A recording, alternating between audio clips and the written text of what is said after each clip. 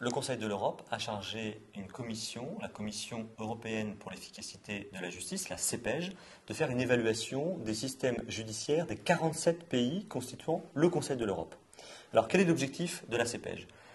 Le rapport le dit clairement, il ne s'agit pas de classer les pays les uns par rapport aux autres, cela n'aurait aucun sens, et la CEPEJ le dit, cela n'aurait aucune valeur scientifique. Il s'agit simplement de donner des outils d'évaluation pour voir quels sont les points forts et les points améliorés des différents systèmes judiciaires. La CEPEJ met d'ailleurs en garde contre les rapprochements hâtifs, sans signification, entre différents États, aux situations géographiques, historiques, avec des organisations judiciaires extrêmement différentes. Le rapport de la Commission souligne les points forts du système judiciaire français. Il y a notamment l'accès gratuit à la justice, un budget avec une évolution notable et un système d'aide juridictionnelle parmi les plus performants en Europe. Revenons sur la gratuité de l'accès à la justice. La France est l'un des rares pays du Conseil de l'Europe à permettre un accès gratuit à la justice. Concrètement, tout justiciable peut intenter un procès sans avoir à payer une taxe au préalable.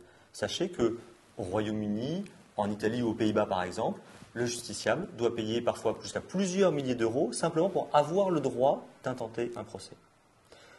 Le budget, l'évolution du budget est notable. La Commission souligne les efforts accomplis pour améliorer le budget de la justice. En France, le budget pour les juridictions a augmenté de 48% depuis 2002. C'est un effort considérable qui a été fait par tous les Français pour moderniser l'appareil judiciaire, pour améliorer le fonctionnement des tribunaux, le nombre de magistrats et le nombre de greffiers.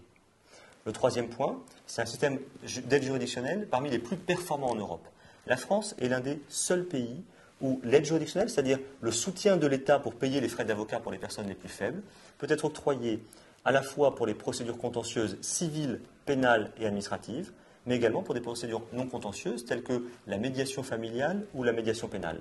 Par ailleurs, l'aide juridictionnelle en France peut être accordée que vous soyez auteur ou victime et que vous soyez français, ressortissant européen ou ressortissant étranger.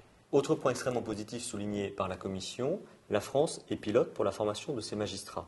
La CEPEJ le rappelle, la formation des magistrats, c'est un élément essentiel à l'exercice des fonctions. La France consacre plus de 50 millions d'euros par an pour la formation de ses magistrats, très loin devant les Pays-Bas, 20 millions d'euros, ou l'Italie, moins d'1 million d'euros. Enfin, dernier exemple, la CEPEJ souligne le niveau élevé d'informatisation des tribunaux français. Là encore, la France fait partie des pays du Conseil de l'Europe qui connaît un taux d'informatisation parmi les plus élevés en Europe. En définitive, que nous dit la Commission européenne pour l'efficacité de la justice? On ne peut pas toujours dépenser plus, il faut dépenser mieux. Ce n'est pas parce qu'un système judiciaire est coûteux qu'il en est plus efficace. Eh bien, nous allons continuer à moderniser la justice pour toujours mieux utiliser l'argent des Français au bénéfice de la justice.